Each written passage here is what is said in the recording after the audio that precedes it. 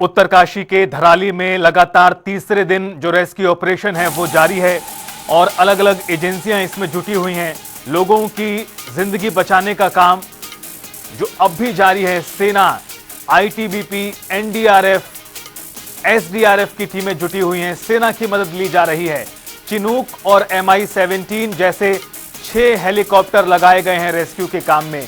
आज सुबह से 65 लोगों को बचाया जा चुका है और कुल इसी संख्या 200 से भी ज्यादा है।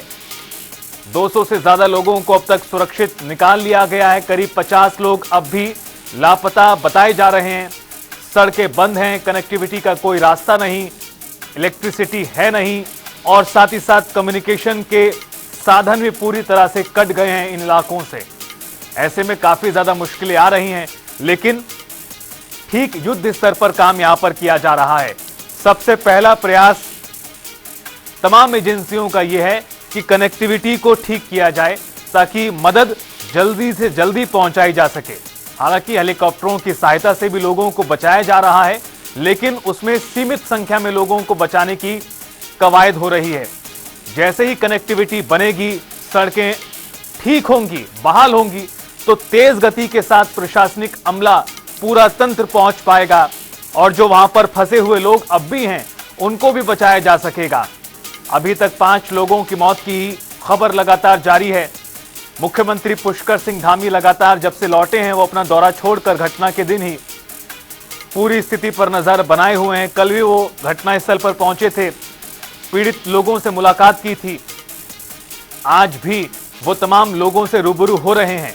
तस्वीरें आप देखिए किस तरह से सेना के हेलीकॉप्टरों से लोगों को सुरक्षित बचाने का काम यहां पर किया जा रहा है और यही कारण है कि अभी तक 200 से भी ज्यादा लोगों की जिंदगी को बचाया गया है, जो अपने आप में एक बहुत बड़ा और चुनौतीपूर्ण टास्क था।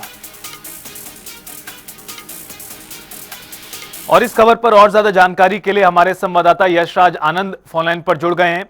यशराज, बेहद चुनौतीपूर्ण कार्य है ये, चूंकि आज तीसरा दिन है, रेस्क्यू लगातार जारी है।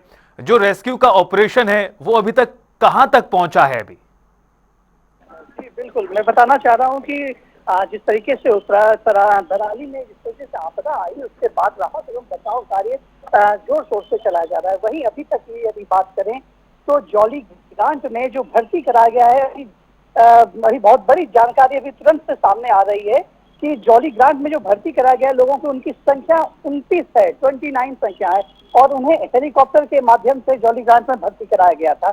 और सभी को यदि बात करें तो सभी का मेडिकल चेकअप भी अभी कराया जा रहा है।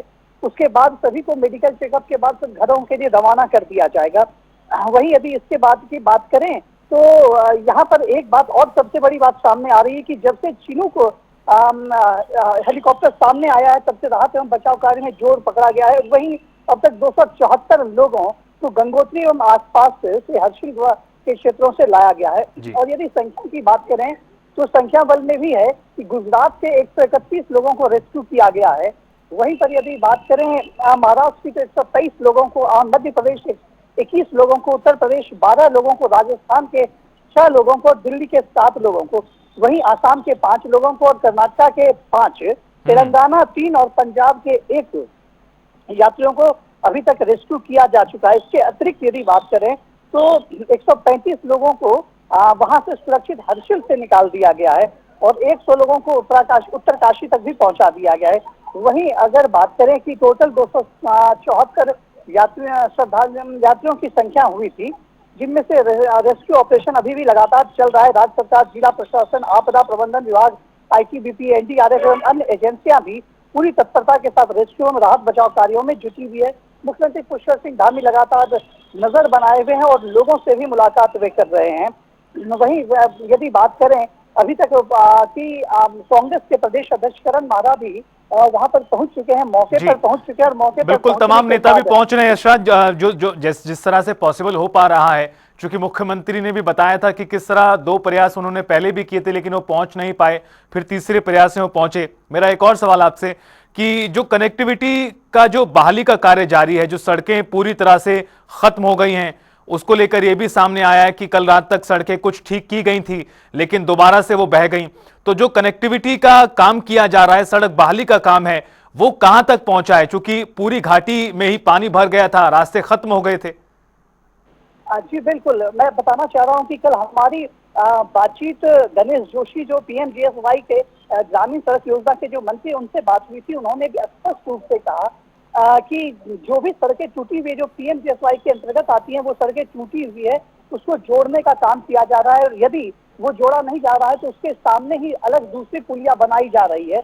वहीं पर पुलिया लगभग 1 से 2 दिन में पुलिया बनकर तैयार हो जाएगी, क्योंकि वो जो पुलिया बन रही है वो पुलिया कहीं ना कहीं यदि आप बात करें तो नट बोल्ट पर भी टाइट रहेगा, यानी कि उस पुलिया में अभी भी कंक्रीट का उपयोग नहीं किया जाएगा, क्योंकि इसको एक टाइट पुलिया कहा जाए जिसके माध्यम से यात्री आ जा सकें। तो उस प्रकार से जो भी सड़क है या जो पुलिया बह गई है उनके भी मरम्मत का काम चल रहा है, उनके लिए भी सब कुछ हो रहा है। तो इस प्रकार से यदि बात करें कि ग्रामीण सड़कों की, तो ग्रामीण सड़कों में ही देखभाल चल रही है, जल्द से जल्द उसको बहाल कर दिया जाएगा। बिल्कुल, बहुत शुक्रिया आपका यशराज, खबर पर विस्तार से जानकारी देने के लिए। तो लगातार रेस्क्यू का काम जारी है और लोगों की जिंदगी बचाने का सबसे महत्वपूर्ण कार्य भी हो रहा है।